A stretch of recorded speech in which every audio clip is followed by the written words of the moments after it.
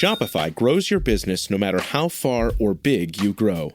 Shopify is the global commerce platform that helps you sell at every stage of your business. Whether you're selling your fans' next favorite shirt or an exclusive piece of podcast merch, Shopify helps you sell everywhere. Shopify powers 10% of all e-commerce in the U.S. Allbirds, Rothy's, Brooklinen, and millions of other entrepreneurs of every size across 175 countries. Plus, Shopify's award-winning help is there to support your success every step of the way. Because businesses that grow, grow with Shopify. Sign up for a $1 per month trial period at shopify.com/income, all lowercase. Go to shopify.com/income now to grow your business, no matter what stage you're in.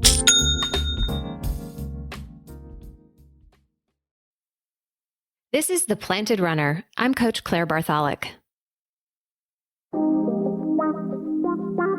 Eventually, if you run long enough, you'll have knee problems. At least that's what some people say. The truth is, running is actually quite good for your knees, but try telling that to a runner with knee pain. After all, it's called runner's knee for a reason. It's clear that our knees can be a weak point, especially as we age. So what can we do to ensure that we can run pain-free as long as possible? Let's find out.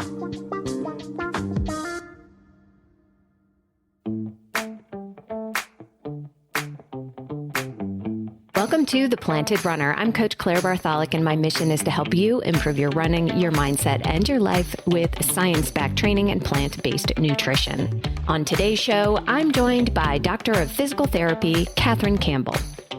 You'll learn why the structure of our knees can lead to pain despite our best efforts, how we can strengthen our entire body to avoid knee pain in the first place, and she'll even reveal how to improve your lunges and squats, even if they cause you pain right now.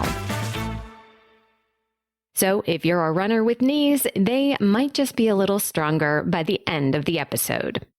And speaking of the end of the show, I'll reveal this month's winner of our Apple Podcast Review Contest right after the Mental Strength Minute. One lucky listener will get a free signed copy of my book, The Planted Runner, Running Your Best with Plant-Based Nutrition. You can enter to win next month simply by writing a review on Apple Podcasts. I choose a new random winner every month.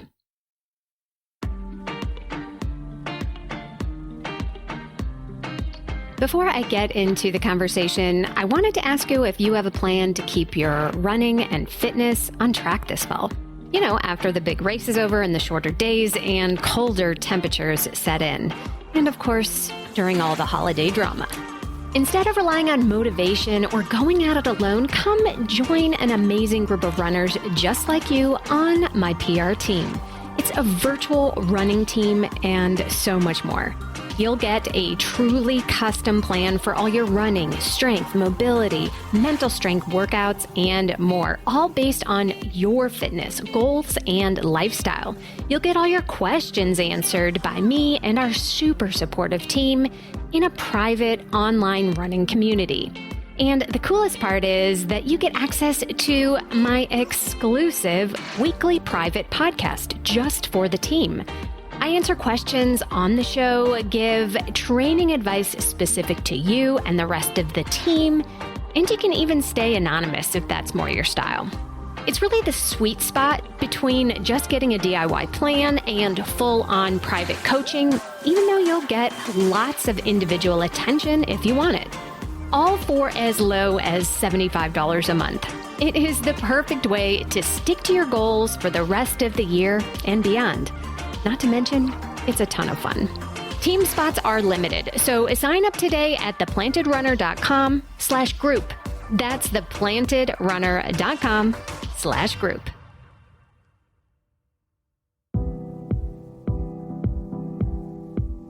And now here's my conversation with Dr. Kat Campbell. Welcome to The Planted Runner, Kat. Thank you so much for having me, Claire. I'm so excited to be here. Yeah, well, we could talk about all sorts of things today, but we have decided that we're going to do a deep dive on one of the most tricky joints in the body, the knees. Okay, so let's get the most important question out of the way first. Is running bad for your knees? That is a very good question, and I will be, as simple as possible. No, it is not bad for your knees. And I think I'm really happy that we are talking about this conversation specifically because the knees really do get a bad rap when you think with long distance running, especially. And so, yeah, no, running is not bad for your knees. And, I think we'll talk a little bit more about this and delve into the structure and all the different things in regarding to running and the knees. But I will say, one of the simplest things that when we think bad for our knees is osteoarthritis. A lot of times people will hear, oh, you're a runner, you're going to get really bad arthritis. Like that happened to me and I blame the running. And so I always like to say and debunk the fact that no, it's not bad for your knees, but specifically when it comes to osteoarthritis, running does not cause osteoarthritis in your knee. It does not accelerate the idea of that you're going to get osteoarthritis. And I did a lot of research about this, delving into it when, we were talking, we knew that we were going to be talking about the knee. And I always like to tell people this one new piece of literature that is, was done on thousands of marathon runners. And what they found was they compared just a recreational runner, a competitive runner, so like an elite athlete, let's say, and a sedentary couch potato. And they have found that people who are recreational runners actually might have a protective effect on their knees compared to the sedentary individual. We will say, and there is a little asterisk, you might be a little bit more susceptible to osteoarthritis if maybe you are an elite professional, super competitive athlete.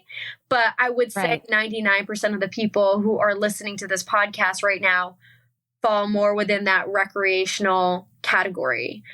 So I think it's a very important thing to talk about and for people to understand that, no, it's not bad for your knees, but actually could be very helpful, especially if we're comparing it to people who don't run at all or don't exercise at all.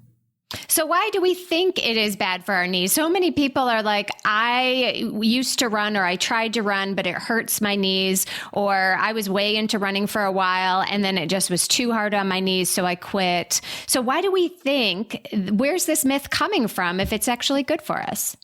Yeah, that's a good question. And I think I'm going to give a little bit of what I looked into with the research, but also a little bit of my professional opinion. When it comes to running, we do know it is a lot of load through our body. And as that load goes through our body, a lot of times, especially if we are heel strikers, and it doesn't matter if you're a 4-foot striker or heel striker, but it does go, the forces go through, we create the forces to the ground, it comes back up to us, and it goes through our knee, through our hip, through our spine. And ultimately, I think what happens is it's just an excessive amount of load sometimes that we can tolerate, or it goes past what we can tolerate. So I think I was delving a little bit more into this specifically because we know that running is a single leg sport, right? Every single time we land on the ground, we're in a single leg stance. So in order not to basically buckle and fall on our face, we really have to use our quadriceps, our quad muscle, that muscle right above our kneecap and through the front of our leg a lot. And so we know that every time that you run, just in general, 2 to 3% of your body weight is being generated that you have to absorb. Now, the quad is responsible for activating and helping us stay standing. It helps us avoid that buckling. And a lot of times, and I'm sure people have heard of this if they had any sort of like knee pain in the past, it's very common to hear runner's knee. Like we know that the knee is probably one of the most common things that runners get in terms of injury, and runner's knee is probably the most common. That runner's knee is involving the patella, which we'll talk a little bit more about structure of the knee in general, but that kneecap is the patella. That is connected to the quadriceps muscle. So when we talk about loading through our body weight and using that quadriceps muscle, it is pulling on the patella. And when that force is just a bit too much than the body can handle, that compression or using that quadriceps muscle compresses our patella against the femur, which is right behind it, and sometimes can create pain when that load is just exceeding a little bit more than what that person can tolerate without pain. That's where I think that maybe it's more common to see knee stuff is because that we're using that quadricep muscle so much when we run. Okay, so this is a matter of too much too soon, or is this a matter of form, or what exactly is happening? Yeah, it's a good question as well, because I think there's not too much literature talking about running form and kinematics just yet. If you ask me my professional opinion as someone who is a physical therapist and really drives and utilizes the gait analysis as a big part of how I treat my runners, I would say that form is definitely going to be a factor. It's not going to be the only factor. I will say sometimes, and especially right now as an online run coach, I do see a lot of people getting prescribed too much. So in that aspect, sometimes it is too much too soon. But other times what I'll see is either overstriding, which is taking that large step outside of our center of mass, which I always like to tell people, our center of mass is our most stable spot. Like that's how we maintain balance. When we take that large step, which is basically our hips, that basically creates a braking force. So if you think about like if you sprint on a track and then you want to go quickly stop yourself, what are you going to do? You're going to lean back. You're going to take large steps. You're probably going to just really make sure that you're upright and either leaning back, right? And so that's basically a braking force when you overstride. You're doing the same exact thing, even though it doesn't necessarily feel like it. So that's putting some more forces through your knee just in general. But other times too, I look at things like, I'm going to try not to get too technical here, right? But we look at the hip too, that can totally affect the hip and the foot ankle complex can totally affect the knee. I always like to say that the knee is like constantly in a fight between the foot and the hip. So it's like in PT school, I literally remember our professors calling it the dumb joint because it's constantly between those two things. And there's a term called regional interdependence.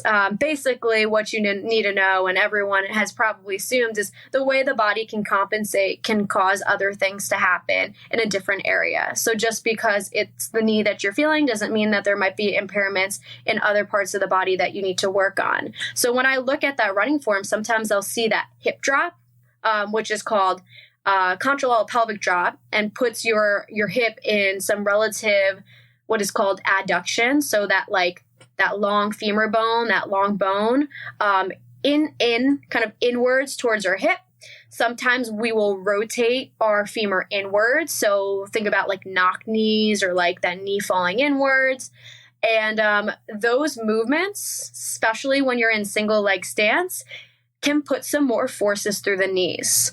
So it might not be a volume thing. Maybe the volume is okay and you're progressing it really slowly. But when you think about the form, maybe the form is actually adding a little bit extra stresses to that knee than it would usually be if, let's say, you didn't have that.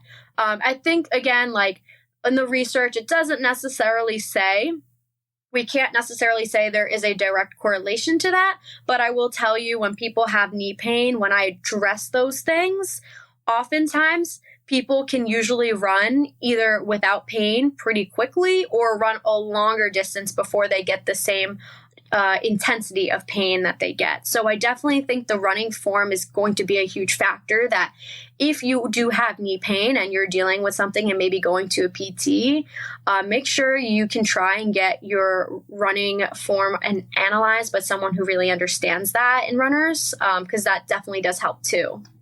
Yeah, for sure. I think there's a lot of confusion about exactly what's going on. So yeah, the structure of the knee. So we all know about the kneecap. We, non-medical people, we know that there are tendons and maybe ligaments and like it's all kind of attached in there, and we understand that the force is going through it every time we take a step. But what are the things that could go wrong, with the structure of the knee? Is this a tendon issue typically? Is this something else? Yeah. I mean, if we're talking about the typical thing that runners get, which is runner's knee, it is not a tendon. It's not the meniscus. I mean, there's a bunch of different things in the knees, right? We know the ACL, the MCL are in the knee. We know the meniscus is in the knee. We know that there's the patellar tendon and the quad tendon are all around the knee. When we talk about patellofemoral pain syndrome, aka runner's knee, we don't exactly know the process. There used to be what was described as like a maltracking problem, where we have the patella. Behind the patella is the femur, so the biggest bone in our body, that big, long leg bone. And we have the end part of the femur, and then we have the beginning part of the tibia, which is our shin, the shin, basically the shin bone. And those are the three bones that make up the knee.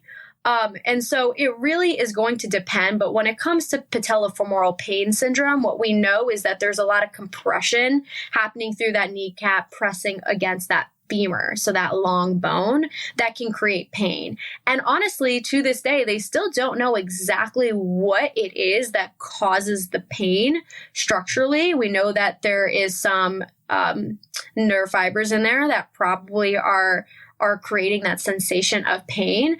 But when you feel patellofemoral pain syndrome, it's also called PFPS, or that runner's knee, it doesn't necessarily mean that, you're damaging your meniscus, you're creating osteoarthritis by doing that. They don't necessarily know, but it really depends on the knee pain you're having. I will say I have had, back before I was even a PT, as someone in high school, I had PFPS, I had runner's knee, and I understand it could be very debilitating, especially that. For sure. But no, you're not necessarily doing more damage to it. It all depends on the structure of what knee, what's going on with your knee and what you're feeling. Yeah. So obviously we want to prevent this. And if we get it, we want to treat it. So are treatment and prevention the same thing? No, I will say, and this is a big thing that's coming out in the literature now, and I want to debunk, because I think that there is like this narrative for runners that they're just weak. Their glutes are weak. Everything is weak. And so there is a lot of literature, especially on runner's knee and PFPS now, that they're just because maybe, I do an eval and I notice that your hip or your quads are the strength might not be as best as it could be. It doesn't necessarily mean that was the cause of the knee pain. But that does mean that regardless, you want to always strengthen those things, right? Like when it comes to knee pain and really any other pain, as a physical therapist, what I'm doing is saying, how can I reduce the forces that are going through the joint to be able to help absorb a little bit more in the rest of the area to help reduce that pain? And so when I think of the knee, I'm thinking of, I want to strengthen the quad, I want to strengthen the hamstring, I want to strengthen the calf and the glute muscles.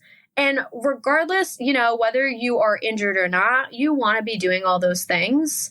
I wouldn't necessarily say, and I guess it's like a little asterisk, right? Like you can't necessarily prevent, like you can't 100% always prevent. I wish that was the case. Sure. I still say prehab, I still encourage that.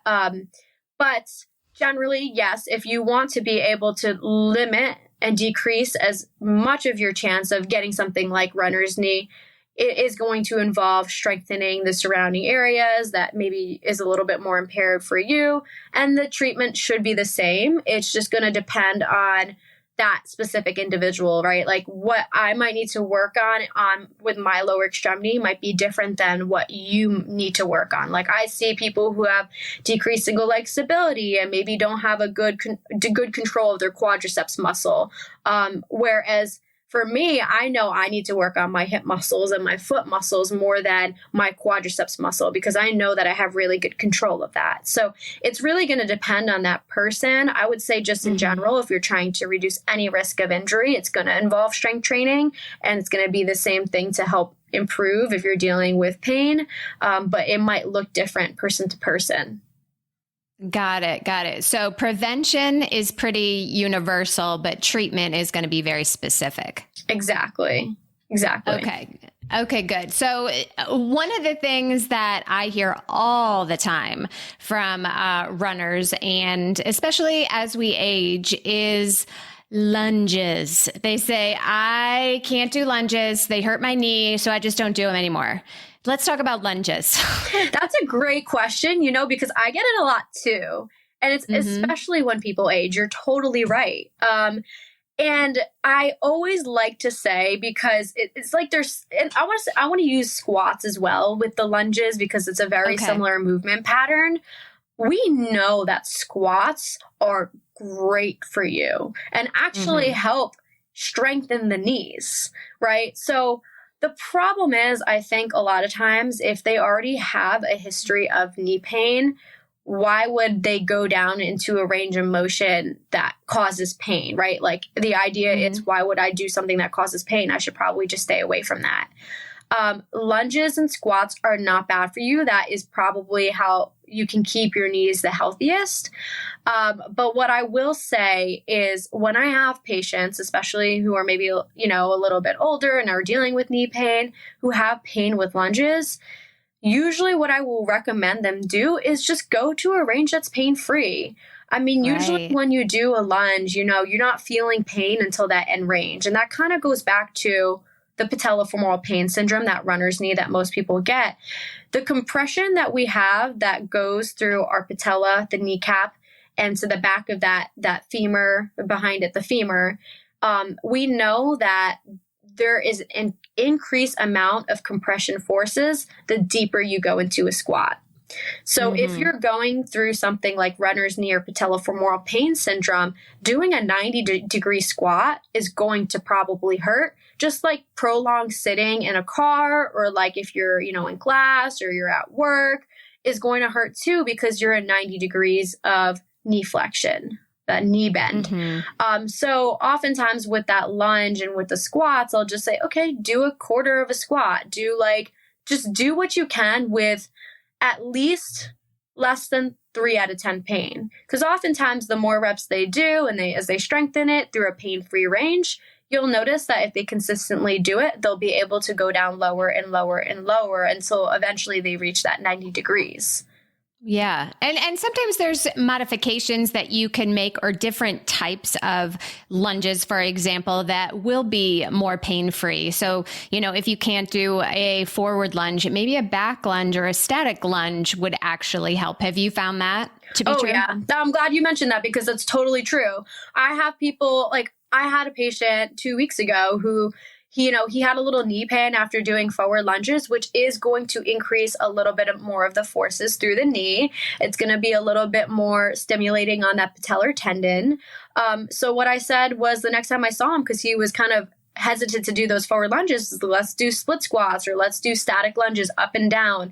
And he noticed, he was like, I was kind of scared to do this, but actually it feels completely fine.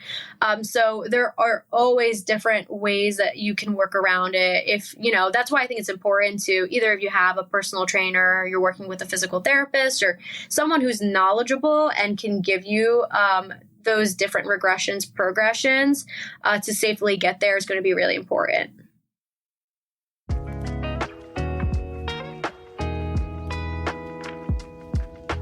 When you're a busy runner, it's not easy to get in all the running and training you need.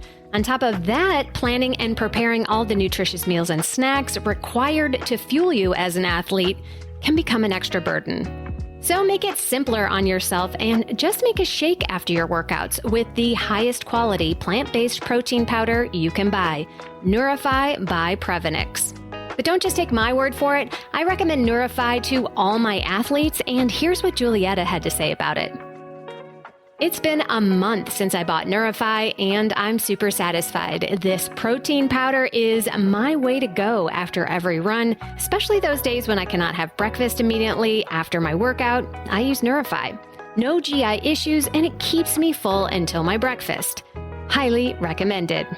So if you are ready to finally and deliciously hit your protein numbers, head to Prevenix.com and use my code PR15 for 15% off your entire order. That's Prevenix.com, code PR15.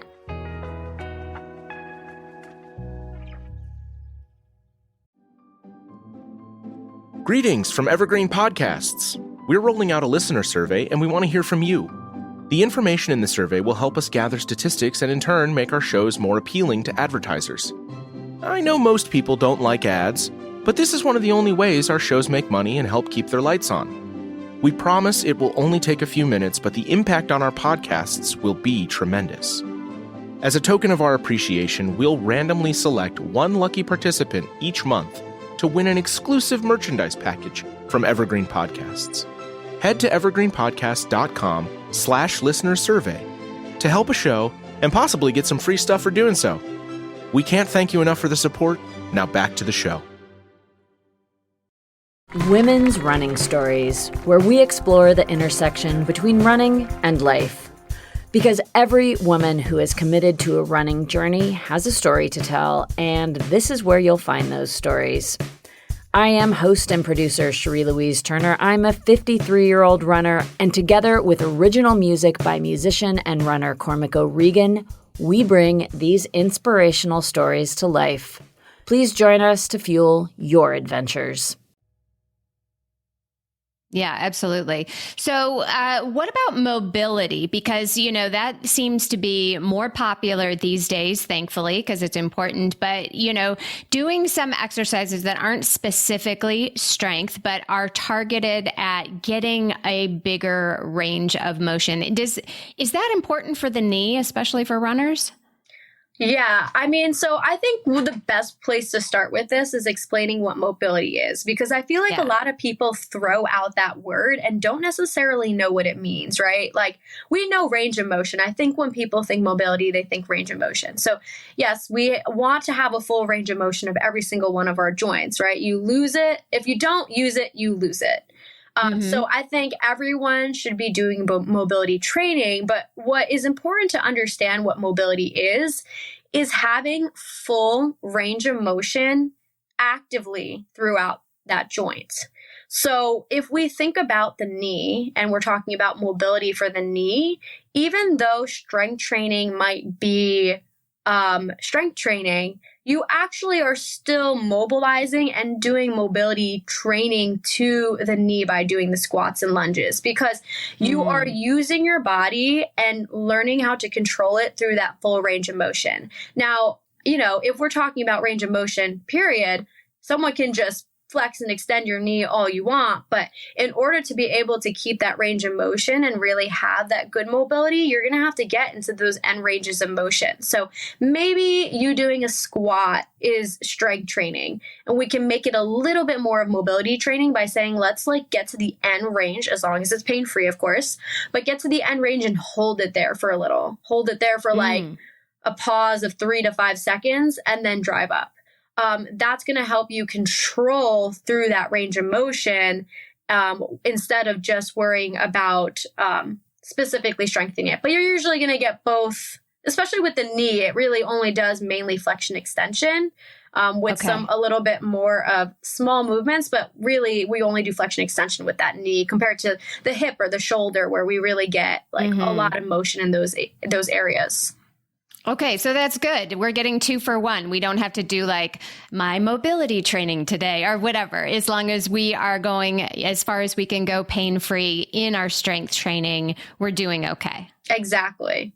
Okay, well, that's good news. So what about creaking, popping, noises. You know, you get up from your desk, you've been working at the computer, and all you hear is cracks and pops and all. Is that something that is bad? Is that a sign of anything? Yeah, that's a good question because people are always scared of that too. It's not a sign of anything bad. I mean, oftentimes, and especially going back to the people who are maybe a little older, that's when they get really scared. They blame their age for that. When I tell them all the time, I'm like, I'm 26 years old and my knees crack all the time. It's fine. I mean, people will crack their fingers, their shoulders will crack every once in a while. And I always ask when that does happen, first and foremost, does it hurt? And most of the time, people say no.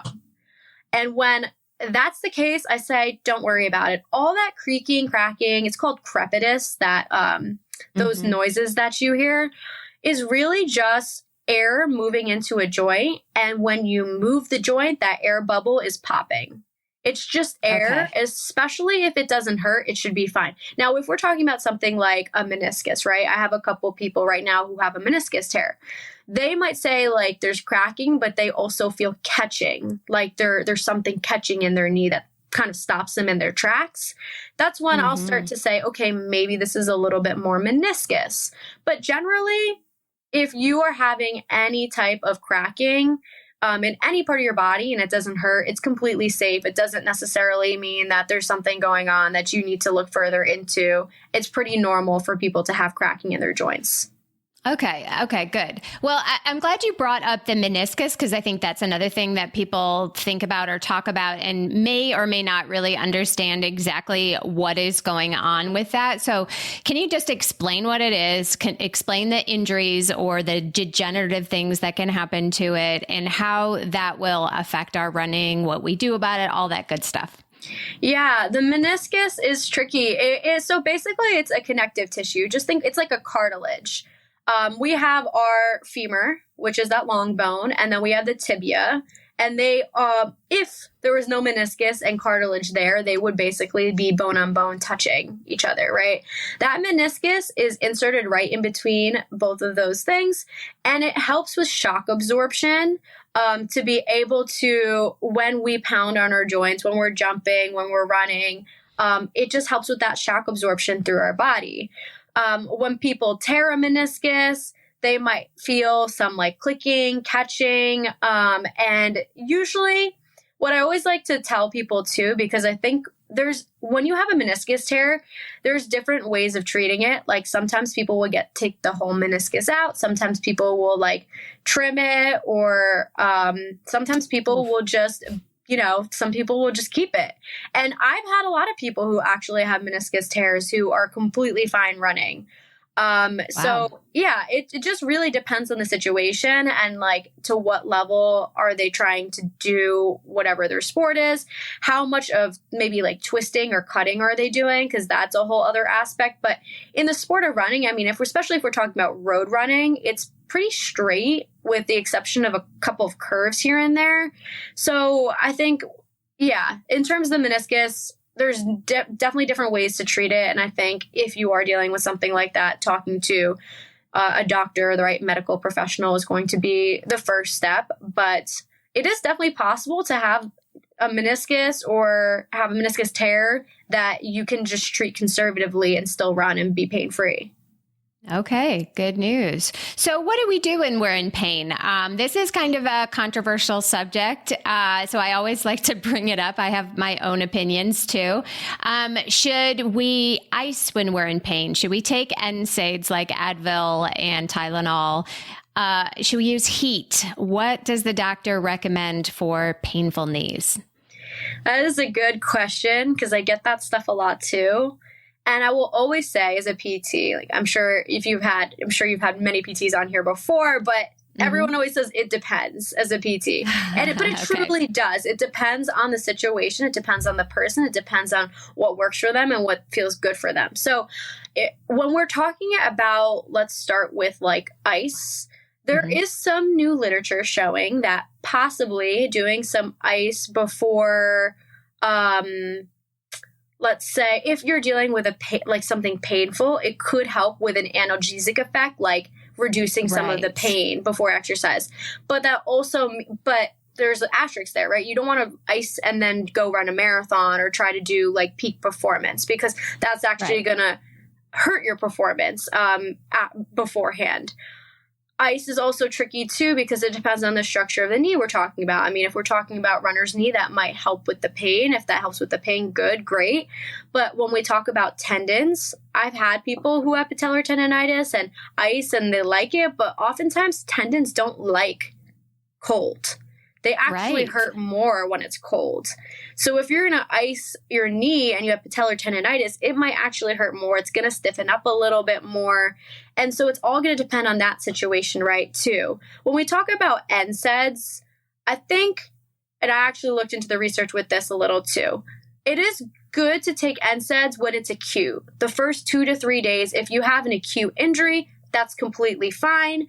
But the problem is when people take consistently or chronically NSAIDs. It does not improve your performance. It actually might hurt it a little.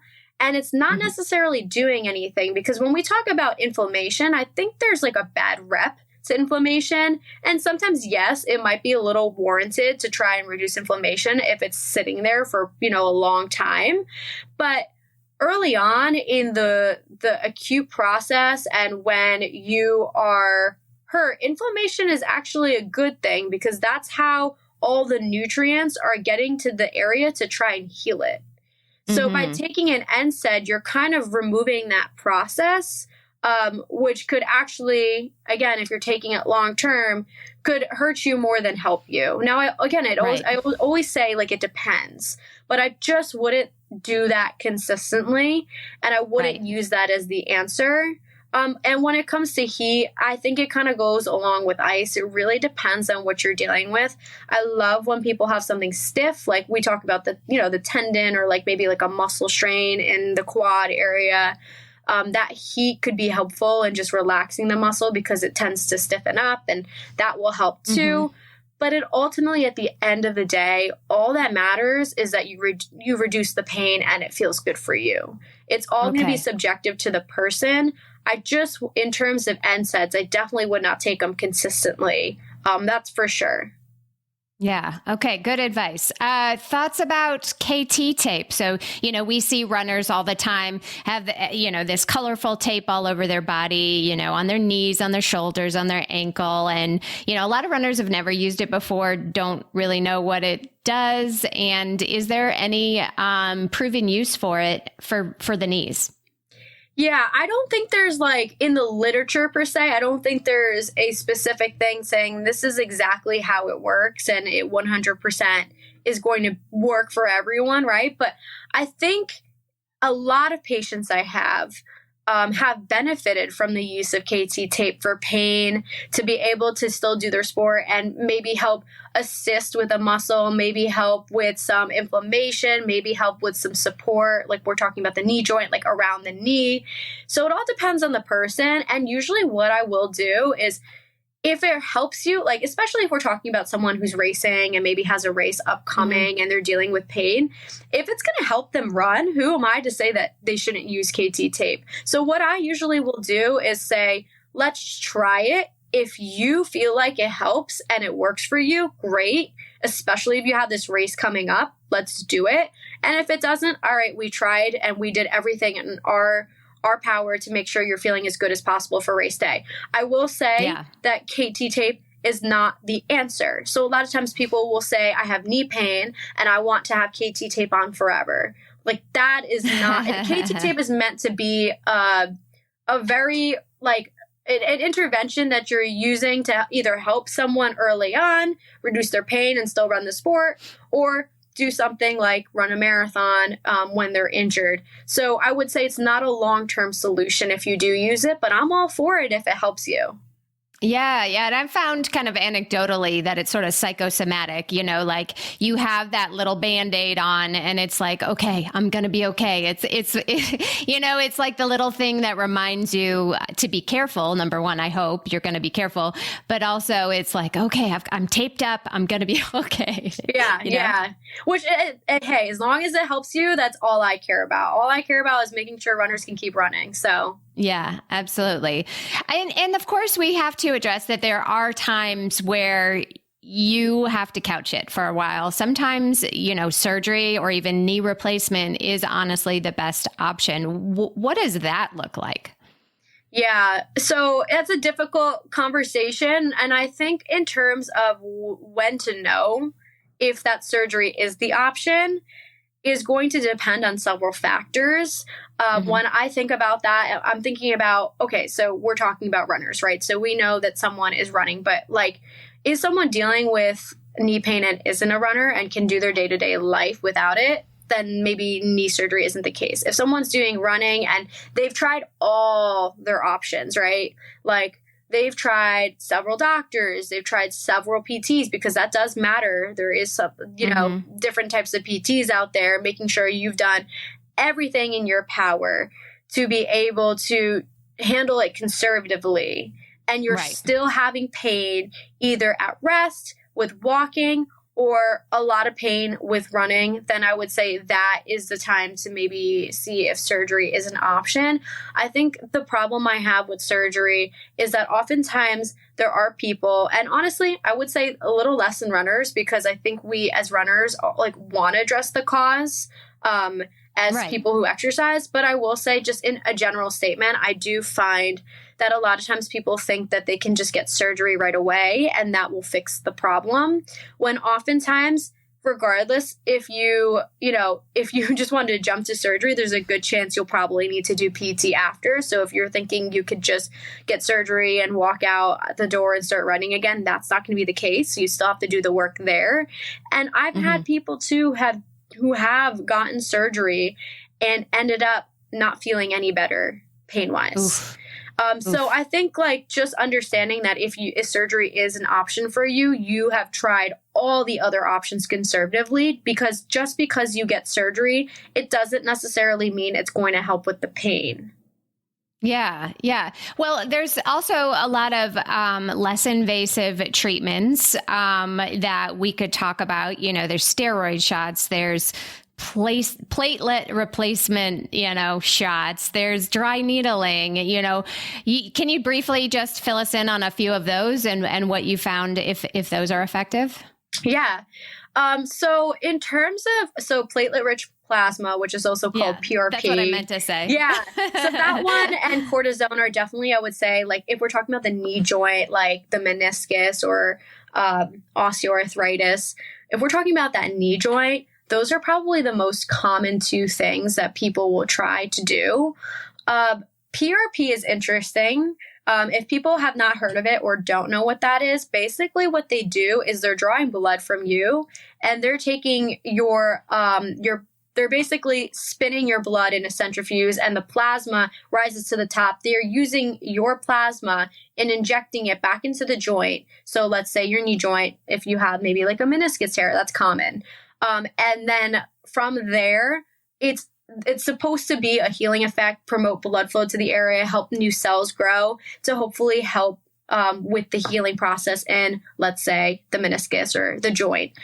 So when it comes to PRP, it is going to depend on you, right? There's totally different factors based off of how healthy you are. I mean, as runners, you would assume probably most of us are healthy and take care of ourselves. But I mean, even if you're a smoker or have other things going on, then it might not be the best option for you, because it depends on how healthy your blood cells are to be able to help that knee joint. And so I think they do test that. I don't know too much on that, but I think they do test that to see if you're a good candidate for that, because not everyone is a good candidate for that. In terms of cortisone is, I'm sure people have heard it so many times, but it is a steroid. And a steroid, it's one of the most powerful steroids. It really can help with pain and it can help reduce inflammation if we're talking about someone who has prolonged inflammation in that knee. Let's just say it's been puffy for weeks or months at a time. At that point, yes, we want to reduce that inflammation, especially if it's painful. So cortisone is good for that. But I will say the little asterisk with that now is when you have several cortisone injections, not only does it increase your blood glucose levels, but from a musculoskeletal point of view, with several of them, there is a lot of research showing that it actually weakens your tendons. I have heard that. Yeah. Yes. I tell my clients about that. Yeah. That's super interesting. Like, I've had a patient who has had like foot pain, and I want to say she's had like 6 or 7 injections. And I'm like, oh my gosh, you cannot have any more injections because it weakens the tendon every time. So, I mean, even talking about in the foot area, if you're having it, you're more likely to rupture a tendon. So cortisone is not going to be a consistent thing you should get, right? So I think being aware of those two things, it is a powerful thing. And if it's a one-time thing and it helps with the pain, fine. But it also is not addressing the true cause of what's going on, right? So if it helps one time and you don't need it again, good. But oftentimes I do find people who come to me and say they've gotten a cortisone injection. Eventually it wears off and then you're back to square one. So you just don't want to consistently keep getting it. In terms of dry needling now, dry needling is interesting. It's helpful. And so in PTs, what dry needling is, if you don't know what that is and how that's different from acupuncture, because I think a lot of people know it's just both needles, is now I don't know a lot about acupuncture since I'm a PT, but I do know that acupuncture, it's a little bit more superficial and it's about the energy flow of where they put it that is supposed to help with the pain. Dry needling is a little bit bigger of a needle, and you're actually putting it through the trigger point of a muscle, which is helping stimulate blood flow to the area and heal it. Sometimes people will actually use stim too. So they'll put the stim unit on the dry needling, and it'll help with like the twitching of the muscle while they're dry needling, and it'll help actually activate a muscle. So if you're noticing something is having a tough time activating, then they can put it in an area, reduce that trigger point, also help with the activation of an area. So I think dry needling is, helpful and useful in certain situations. I also will just say, I'm a really big advocate of exercise always. And I've also seen people who like dry needling. They enjoy it to the point where that's like all they become reliant on. And that's where I have a problem with that. So if you're going to do dry needling and you're going to PT, I think that's great if they do it, but you also want to make sure you're addressing the cause of it, right? Like long term, we know if we're having issues, you want to build that load capacity. So it's going to involve strengthening the surrounding areas. So I think it's a great way to maybe activate the muscle, reduce the pain, but then what are we doing after that to actually address the cause? I'm really big into addressing the cause, as I know most runners are, because we don't want to have the pain. And I think we as runners really want to understand our bodies. I think runners are really great like that, where they want to truly understand what's going on. Yeah, for sure. Well, let's not have this all be doom and gloom. I'd love to hear if you have a story of someone you've worked with who came to you with knee pain and is now on the other side running again. Yeah. So, I have a lot of people who come with PFPS. And let's see, I have so many people. So I would say I have had a client of mine who actually had patellar tendonitis. So it wasn't PFPS, but she did have patellar tendonitis, and it was actually really bad. She's had a history of that prior to working with me for like several months to a year. And she couldn't even run on the treadmill for 3 miles without just being in like 6 to 7 out of 10 pain. Oof. Yeah. And she came to me and she wanted to run her first half marathon. And she knew that it was going to be a big problem because she can't run more than three miles without extreme pain. So we loaded the patellar tendon a lot, again, surrounding muscles to the glutes, the quads, the hamstrings, and kept loading that patellar tendon. Especially when it comes to tendons, our tendons love to be loaded. And in a slow motion. So eccentrically, we talk about the muscle lengthening and doing that slowly. We did a lot of that. And then we also, again, addressed the running form, right? I usually see with patellar tendonitis, people who have it, that they typically have a history of overstriding. So I got her on our run analysis system. We have a 3D run analysis system at my job. And we checked out her running form objectively to see those numbers. And turns out she was an overstrider. And the side, she actually had patellar tendonitis in both knees. But the one side that was bothering her more, she was overstriding more. And she actually also had difficulty with forward leaning. So, as a runner, we want to have that slight forward lean through our ankles, not through our hips. And she couldn't do that. So it goes back to those braking forces that we're getting more load through our patellar tendon and through our quad. She worked with me for months beforehand. Luckily, she was very good about making sure she sought out care early on. But as she practiced those cues and as she loaded the tendon, and that takes time, right? Pain kept getting better and better. I will say there was periods, and I want people to be aware of if you're dealing with something painful. Oftentimes, it's never linear.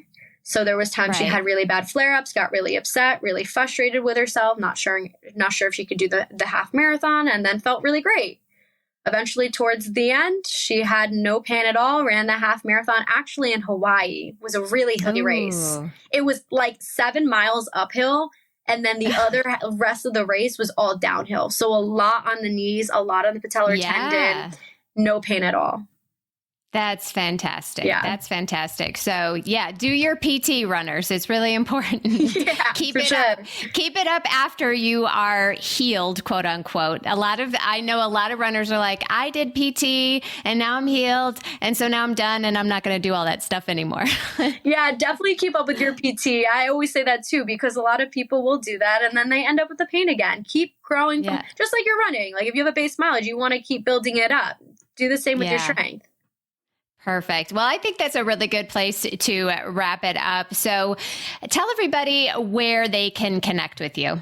Yeah, for sure. So I'm pretty big on Instagram mainly, but I do have a TikTok too. Both of those handles are runwithkat_DPT. If you have any questions or just any comments about today, feel free to reach out to me. I always love connecting with all of you guys. I also have a podcast of my own. It's called The Run with Kat Show on all the major platforms as well. So if you wanted to have a little bit more information on that aspect too, you can go on there. And then if you want to inquire about coaching or any other questions, you can head over to my website, which is the runwithkat.net. Perfect. Well, we will have all of that in our show notes, as most of the people listening to this are running right now. Well, thank you so much, Kat, for being on the Planted Runner today. Thank you so much for having me, Claire. I really appreciate it. And now it's time for the Mental Strength Minute. Fortify your mind in 60 seconds or less. Today's topic is, yes, you can. The simple mantra, yes, you can, is incredibly powerful. We often don't give ourselves enough credit for the work we've done to get here, and we usually have more to give than our minds would believe. Simply repeating, yes, you can, to yourself when running gets hard can be enough to quiet the doubting thoughts and amplify the encouragement. To make it even more effective, add your name. When I say, yes, you can, Claire, my brain hears this as an outside voice instead of an inner monologue. We are often more likely to believe others when we're doubting ourselves. Yes, you can. This month's winner of our Apple Podcast Review Contest is Leah M110. Here's the review. Cheers to year 2, 5 stars. As someone who just began their running journey last year, this podcast has been integral to building my confidence and success as a runner. I love how the podcast is structured, the length is perfect, and never feels too repetitive. There's always something helpful to discuss. The nutrition tips and strength training have been extremely helpful. I can't believe it's already been a year. I've listened to every single episode and look forward to what's to come in the future. Thank you so much, Leah M110. Your mission is to email me at claire@theplantedrunner.com with your U.S. mailing address, and your signed copy of my book will be on its way.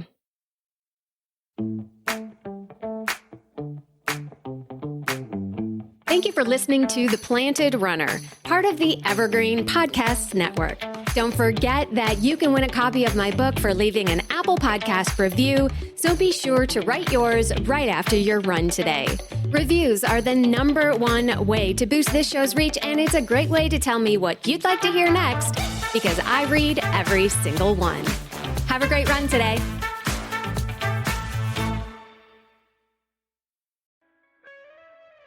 Hear Her Sports is a podcast for everyone who loves stories by and about women striving to improve and make a difference in their lives. I am your host, Elizabeth Emery, a former professional cyclist.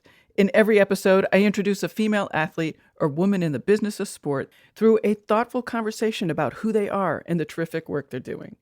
My guests and I explore the glorious and frustrating issues in sports, history, equity, training, nutrition, and so much more. Join us for inspiration, for community, and for love of being a strong, athletic woman.